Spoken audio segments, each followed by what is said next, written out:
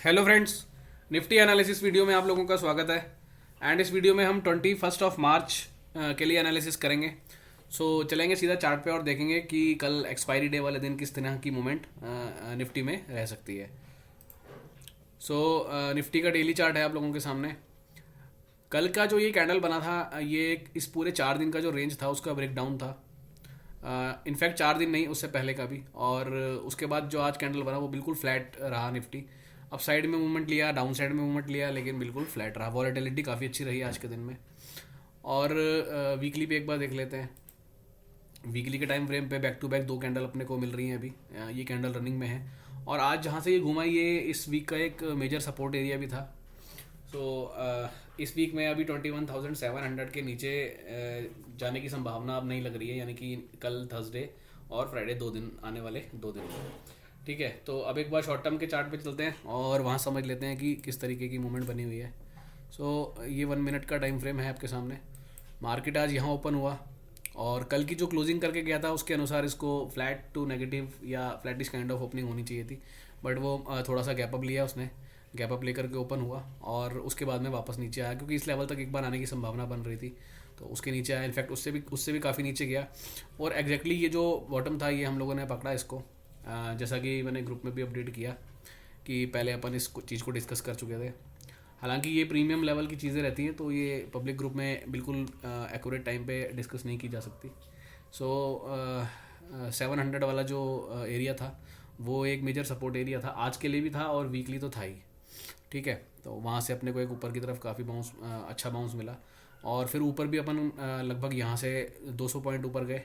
और फिर उसके बाद आकर के नीचे हमने यहाँ पर कंसोलिडेशन किया। अब ये कंसोलिडेशन करके जो क्लोजिंग आई है, इसका मतलब ये है कि अगर जैसा अब हमने पहले भी ये डिस्कस किया हुआ है लास्ट 2-3 वीडियो में, कि 1, 3, 5 इस तरह के टाइम फ्रेम जब कॉन्ट्रैक्शन में जाकर के बंद रहते हैं तो अगले दिन फिर एक ट्रेंडिंग मूव आपको मिलता है एटलीस्ट। चाहे वो मॉर्निंग में 1-1.5-2 घंटा ट्रेंडिंग रहे, चाहे फिर वो थोड़ा फ्लैट ओपन होने के बाद वापस से ट्रेंडिंग स्टार्ट हो, लेकिन एक ट्रेंड अच्छा खेलने को मिलता है नेक्स्ट डे। और कल तो एक्सपायरी भी है निफ्टी की। तो 1 मिनट के टाइम फ्रेम पे ये जो क्लोजिंग आई है, इस क्लोजिंग के अनुसार कल गैप अप होना चाहिए। हम देखेंगे गैप अप होता है नहीं होता है। उसके अलावा 3 मिनट का टाइम फ्रेम यहाँ पर भी आप देखो क्लियरली कॉन्ट्रैक्शन में है। कल हम यहाँ से नीचे उतरे थे, उसके बाद हमने 200 को रिटेस्ट करना था, वो हमने आज कर लिया। उसके बाद हम फ्लैट ओपन हुए। ठीक है, 5 मिनट के टाइम फ्रेम पे चलते हैं। वहाँ पर भी हम देखेंगे, यहाँ पर भी हम गैप डाउन हुए थे कल, यानी 19 मार्च को। 200 को एक बार टच करना था, वो हमने कर लिया। अब आप देखो 1 मिनट 3 मिनट पे तो कॉन्ट्रैक्शन बना हुआ है, 5 मिनट पे भी ये 3 एवरेज का कॉन्ट्रैक्शन है, 200 का नहीं है। लेकिन असली जो गेम है वो यहाँ चल रही है 15 मिनट के टाइम फ्रेम पे। यहाँ पर आप देखो ये 15 मिनट के टाइम फ्रेम पे 13 मार्च को यहाँ से ये ब्रेक डाउन करके नीचे आया था। एक बार भी अभी तक 200 EMA इसने रीटेस्ट नहीं किया है, यानी कि ये 13 मार्च का यानी लास्ट वेडनेसडे, तो एक वीक हो चुका है। तो अब यहाँ पर कहीं ना कहीं इसको एक बार 200 EMA की तरफ जाना पड़ेगा। वही होता हुआ दिख रहा है। और आज का ये जो लो लगा है, जैसे मैंने बोला, ये काफ़ी इंपॉर्टेंट है। बहुत कम संभावना है कि ये लो कल और परसों में ब्रीच हो। ठीक है, और थोड़ा और ऊपर देख लेते हैं एक बारी। 30 मिनट का टाइम फ्रेम जैसा आप देख रहे हो, डाउन साइड पे पूरी तरह से ये एक्सपेंड हो चुका है। अब इसका मतलब ये है कि जो पोजिशनल अगर हम बात करें कुछ आने वाले कुछ दिनों की, तो वहाँ का ट्रेंड तो अभी नेगेटिव साइड पे ही है, लेकिन बीच बीच में कुछ बाउंसेस आ सकते हैं। तो ये बाउंस ही है जो आपको देखने मिलेगा। कल अच्छा दिन रह सकता है इंडाइसिस के लिए। तो ये निफ्टी का है और ये लेवल्स आप लोगों के सामने हैं। और एक बार आज की वो एंट्री भी देख लेते हैं कि आज के ट्रेड में अपने को एंट्री कहाँ मिली थी। ये 3 मिनट का टाइम फ्रेम है और आपको पता है हम 3 मिनट के टाइम फ्रेम पे ही काम करते हैं। तो जैसे ये देखो, ये 50 EMA ब्रेक हुआ था 957 वाली कैंडल पे। नेक्स्ट कैंडल उसके नीचे मिली आपको, और उसके बाद ये नीचे का आपको पूरा मूव खेलने को मिला। सेम ऐसे ऊपर हुआ, ऊपर भी 50 EMA ब्रेक हुई, उसके बाद एक बैक टू बैक कैंडल मिली, उसके बाद ये पूरा ट्रेंड आपको खेलने को मिला। ठीक है, तो अच्छे ट्रेड मिले आज भी। जो लोग इस थ्योरी को यूज़ कर रहे हैं 50 EMA को या किसी भी EMA को, जैसे हमने कल भी लास्ट वीडियो में भी बात की थी, तो काफ़ी अच्छे ट्रेंड मिलते हैं उसमें अपने को। ठीक है, एंड ना सिर्फ ये वाला ट्रेड, फिर उसके बाद बाइंग साइड का ट्रेड, उसके बाद अगर आप दोबारा ध्यान से देखोगे यहाँ फिर अपने को एक ट्रेड मिला इस एरिया में। ये वाला 50 EMA ब्रेक हुआ, उसके बाद ये नीचे, और ये हाई कटा ही नहीं, तो उसके बाद ये जो हम नीचे आइए, ये भी एक ट्रेड था हमारे पास। तो काफ़ी ट्रेड मिलते हैं अगर आप ध्यान देखोगे तो। ठीक है, तो अब एक बार लेवल देख लेते हैं। ये लेवल्स हैं कल इम्पोर्टेंट डे है, एक्सपायरी है। और जो इंट्राडे के लेवल्स रहते हैं वो तो मैं पोस्ट कर ही दूंगा, आप लोगों को पब्लिक ग्रुप में मिल जाते हैं वो लेवल थर्सडे वाले दिन में। सो ये लेवल्स आप देख लो एक बार। ये एक जोन है ऐसा 21,900 के आसपास का, जहाँ पे एक रेजिस्टेंस मिल सकता है। तो हो सकता है कल हम इसके ऊपर ही ओपन हो, ऐसी भी संभावना बन रही है। और उसके बाद फिर ये एरिया आएगा 950 980 एंड उसके बाद ये 22,050 और 80 ये एरिया। सो ये लेवल्स हैं, ये आप एक बार चाहो तो इसको नोट करके रख सकते हो अगर आपको ये लेवल्स यूज़फुल लगते हैं तो। ठीक है, तो अब बैंक निफ्टी पे चलते हैं। ये बैंक निफ्टी है और बैंक निफ्टी अपने पोजिशनल लेवल के बिल्कुल बहुत पास है।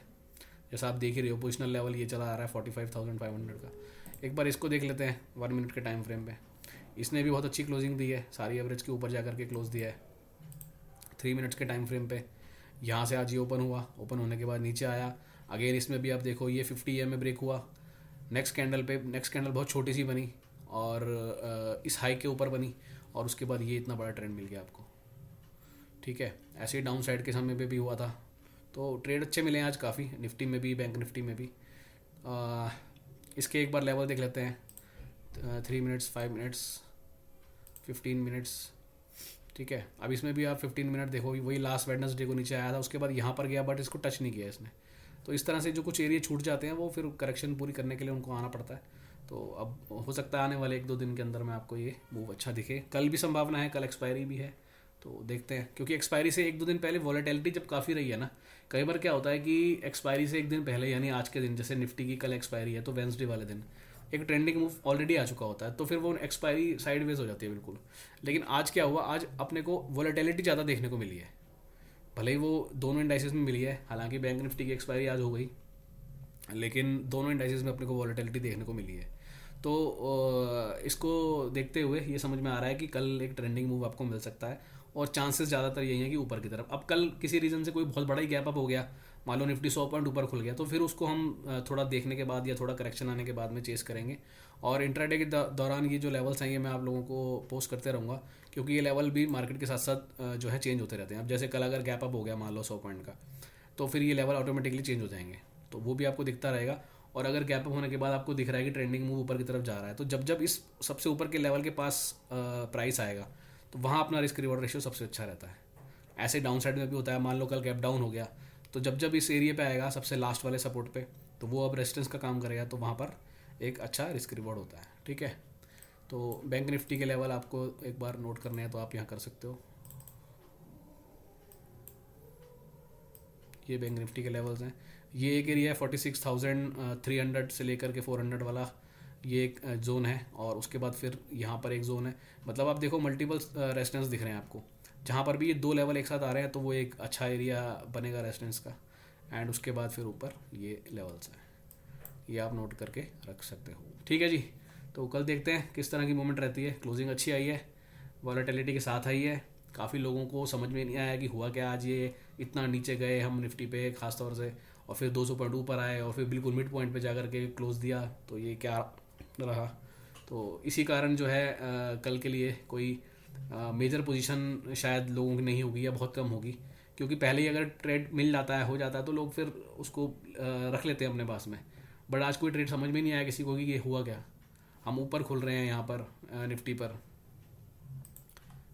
हम यहाँ पर ऊपर खुल रहे हैं, ऊपर खुलने के बाद में हम नीचे आ रहे हैं। जैसे यहाँ पर हम गैप अप खुले 900 पे खुले, 900 से 700 आए, 700 से फिर 900 गए और क्लोजिंग कहाँ आई 850 पे। तो इस तरह के जब ये रोलर कोस्टर राइड मिलती है आपको, तो फिर अगला दिन जो है वो बेटर रह सकता है, खास तौर से जब एक्सपायरी हो। ठीक है जी, बेटर इन द सेंस कि आइदर एक साइड में, मतलब या तो ऊपर या तो नीचे, ऐसा ट्रेड कल मिल सकता है। ठीक है जी, चलो okay, thank you, bye bye, मिलेंगे नेक्स्ट वीडियो में।